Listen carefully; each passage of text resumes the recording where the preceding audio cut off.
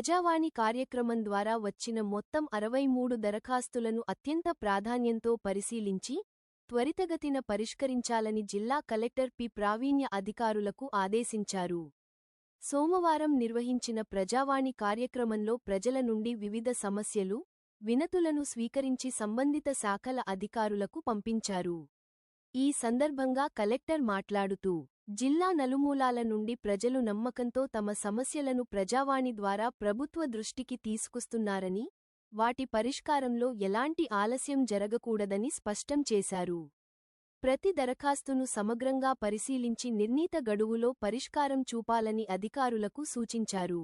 సంక్షేమం, రెవెన్యూ, వ్యవసాయం, గృహ నిర్మాణం, మార్కెటింగ్, ఎంప్లాయ్మెంట్ తదితర శాఖలకు సంబంధించిన వినతులను అధికారులు ప్రత్యేక దృష్టితో తీసుకుని వెంటనే చర్యలు చేపట్టాలని ఆదేశించారు.